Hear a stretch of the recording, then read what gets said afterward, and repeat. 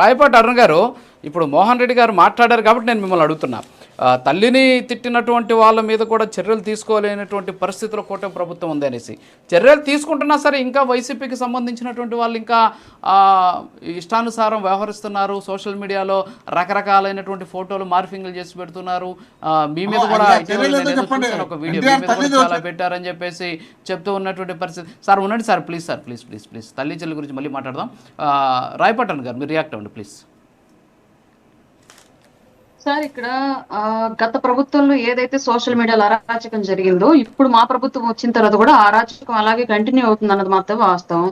ఇది నేను ఒప్పుకుంటున్నాను ఓపెన్ గా. ఇది మా కూటమి ప్రభుత్వంలో జరుగుతున్నటువంటి వీళ్ళ యొక్క చేతగాని తనమా లేదంటే అరాచకాలు చేస్తున్న వాడి యొక్క స్మార్ట్నెస్ అనేది మాకు తెలియదు కానివ్వండి. క్లియర్లీ సోషల్ మీడియాలో అదే ఉన్మాద మోక అదే విధంగా మా మీద ఇప్పటికీ విరుచుకుపడుతూ ఉంది. క్లియర్ ఇది. నేను దానికి బాధితురాలు ఇప్పటికి కూడా. దాని మీద ఏం యాక్షన్ తీసుకుంటారు, ఎలా కట్టడి చేస్తారు, దాన్ని కంట్రోల్ చేసుకోవడం ఎలా అనేది కూటమి ప్రభుత్వం చేతిలో ఉందా లేదా అన్నది మాకు ఇప్పటికి కూడా అర్థం కాని విషయము. నేనే కాదు, బోలెడు మంది మహిళలు ఇవాళకి అదే ట్రోలింగ్ కి గురవుతూ ఉన్నారు. మొదటిది ఇది. దీనిలో చేస్తుంది 100% వైసీపీ వాళ్ళైన ఎవిడెన్స్ కూడా ఉన్నాయి. నేను ఆల్రెడీ పార్టీ హ్యాండిల్స్ కూడా పెట్టడం జరిగింది. ఈ అకౌంట్ల మీద యాక్షన్ తీసుకోండి అని చెప్పేసి. బట్ ఇప్పటి వరకు ఎలాంటి చర్యలు లేవు. ఎందుకంటే స్టిల్ లైవ్ లో ఉన్నాయి ఆ అకౌంట్లు, మా మీద మార్పింగ్లు చేస్తూనే వైసీపీ అకౌంట్లు. ఒకటి. రెండు, ఇందాక ఆయన సింగళూరు వెంకటేష్ గారు ఒక మాట అన్నారు సార్. కల్తీ మద్యాలని ఎక్కడ నమోదయ్యాయి, మీరు ఇప్పటి వరకు ఎక్కడన్నా కేసు నమోదైందని ఒక క్వశ్చన్ చేశారు. సార్, నేను ఈ విషయం మీరు వైసీపీ ప్యానలిస్ట్ గా ఉండి మాట్లాడితే ఆన్సర్ చేయకపోదును కానివ్వండి. మీరు ఒక అనలిస్ట్ గా ఉండి మాట్లాడారు కాబట్టి నేను మీకు ఆన్సర్ చేస్తున్నాను 100%. జంగారెడ్డిగూడలో ఒకే రోజు 27 మంది ఒకే మద్యం షాప్ నుంచి మద్యం సేవించిన వాళ్ళు మాత్రమే చనిపోతే అసలు ఆ శాఖకు ఎలాంటి సంబంధం లేనటువంటి అంబటి రాంబాబు వచ్చి మీడియా ముందుకు వచ్చి మాట్లాడినటువంటి మాటలు మీకు ఇప్పటికీ చెవుల్లో గుర్తుండే ఉంటాయి. ఎందుకంటే మాకు గుర్తున్నాయి కాబట్టి. సహజ మరణాలు అని చెప్పేసి స్టేట్మెంట్ ఇచ్చి 27 మంది మరణాలను సహజ మరణాలుగా చిత్రీకరించినటువంటి ప్రయత్నం చేశారు గతంలో అంబటి రాంబాబు గారు. ఈ విషయం తెలుసని మేము అనుకుంటున్నాం. తెలిసినా కూడా మర్చిపోయి ఉంటారని కూడా అనుకుంటున్నాం క్లియర్లీ. ఒకటి. రెండు, ఇందాక అడుగుతున్నారు ఎవరినో ఇప్పుడు కూటమి కార్యకర్తలు ఎవరిని అరెస్ట్ చేయలేదని చెప్పేసి. అదే క్వశ్చన్ మేము మాట్లాడుతున్నాం సార్. కిరణ్ అనే వ్యక్తిని కనీసం కూటమి సార్ ఫర్ యువర్ కైండ్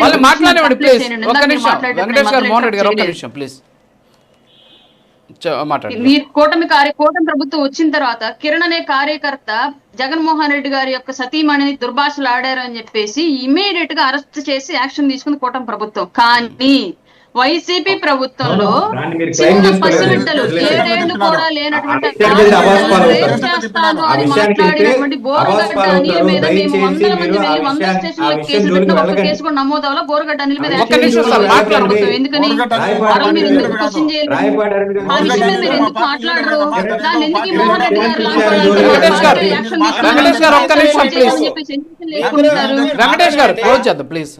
ఒక్క నిమిషం వారిని మాట్లాడండి.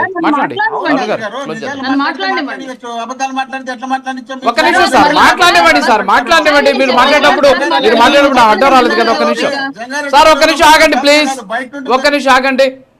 ఒక్క నిమిషం మీకు మీ టర్న్ వచ్చినప్పుడు మాట్లాడదాం ప్లీజ్. అరుణ్ గారు మాట్లాడండి.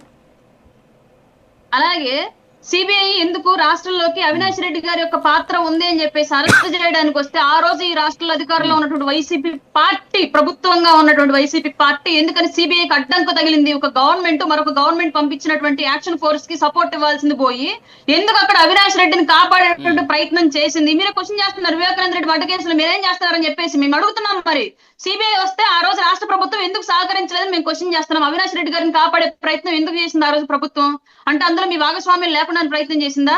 రెండవది, అనంతబాబు చేసినట్టు హత్య కేసులో సరే అప్పటికెప్పుడు యాక్షన్ తీసుకున్నామని చెప్పి చెప్తున్నారు. ఓకే, మరి ఇవాళకి ఆయన పక్కా పెట్టుకుని ఎందుకు తిరుగుతున్నారు? ఇవాళకి మీ పార్టీలో అతను ఎమ్మెల్సీగా ఉన్నాడు, మీ పార్టీ అంతర్గత సమావేశాల్లో పాల్గొంటున్నారు. కేవలం అసెంబ్లీలో ఆయన ఓన్లీ అక్కడ మండలిలో మాట్లాడడమే కాదు, ఆయన మీ పర్సనల్ పార్టీ యొక్క అంతర్గత సమావేశాల్లో కూడా మాట్లాడుతున్నట్టు ఫోటోలు బయట. ఆ హత్య ఎవరు చేయించినట్లు? మీరు నాకు ఒక పేరెత్తి మా పార్టీని క్వశ్చన్ చేశారు. ఇవాళ మా పార్టీలో ఆ వ్యక్తి లేదు. తప్ప ఒప్ప అన్న తర్వాత విషయం జరిగినటువంటి హత్య అనేది మేము తప్పుగా పరిగణించాం కాబట్టి పార్టీని సస్పెండ్ చేశాం. బట్ ఇవాళకి మీ పార్టీ అంతర్గత సమావేశాలు అనంతబాబు ఎందుకు కనిపిస్తున్నాడు? ఇవాళకి బోరగడ్డ అనిల్ భార్యని మీరు ఎందుకు ఎంకరేజ్ చేస్తున్నారు? ఇవాళకి తుర్కా కిషోర్ భార్యని మీరు ఎందుకు ఎంకరేజ్ చేస్తున్నారు? ఈ కేసులన్నీ కూడా ఎవరు చేయించారు? ఈ హత్యలన్నీ, ఈ నేరాలన్నీ ఎవరు చేయించారు దగ్గరుండి? నేను నా స్టేట్మెంట్ లో ఫస్ట్ క్లియర్ గా చెప్పా. కూటమిలో నాయకులు చేసేటువంటి ఏ తప్పులకు కూడా కూటమి అధిష్టానం కొమ్ము కాయదు. గత వైసీపీ చేసినట్లుగా నాయకుల తప్పులను ఎంకరేజ్ చేయదు అని చెప్పేసి నేను క్లియర్ గా చెప్పా. ఇవాటికి మేము అదే స్టేట్మెంట్ నిలబడుతున్నాము. నాయకులు వ్యక్తిగతంగా చేసినటువంటి తప్పులకు అధిష్టానం ఆ బాధ్యత వహించదు.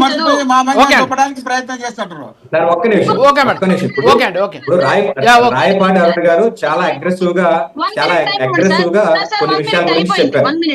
1 minute. ఒక్క నిమిషం అమ్మా అరుణ్ గారు, ఒక్క నిమిషం. మీరు చెప్పింది ఇది చూడండి, మీకు కనిపిస్తోంది అనుకుంటాను. ఇది మీ వైఎస్ఆర్సీపీ పార్టీ అఫీషియల్ హ్యాండిల్. దీంట్లో ఒక పోస్టర్ వదిలేరు. ఏమని వదిలేరు? ఆచూకీ దొరకని బాలికల్లో 87.7% మందిని సురక్షితంగా తల్లిదండ్రుల చెంతకే మేము చేర్చాము. దేశవ్యాప్తంగా చూస్తే అది 54% మాత్రమే. గతంలో పవన్ కళ్యాణ్ అబద్ధం ఆడారని చెప్పేసి మీరు క్వశ్చన్ పెట్టారు, ఒక పోస్ట్ పెట్టారు మీ అఫీషియల్ హ్యాండిల్ నుంచి. ఇది వైఎస్ఆర్సీపీ పార్టీ అఫీషియల్ హ్యాండిల్. మీరే ఒప్పుకుంటున్నారు మిస్ అయిన మాట వాస్తవమే, కానీ అందరూ 87.7% మంది ఇళ్లకు చేర్చామని చెప్పి మీరే ఒప్పుకుంటున్నారు. పవన్ కళ్యాణ్ గారు 30% మిస్సింగ్ కేసులు నమోదయ్యే విషయం ఎందుకు తప్పుపడుతున్నారు?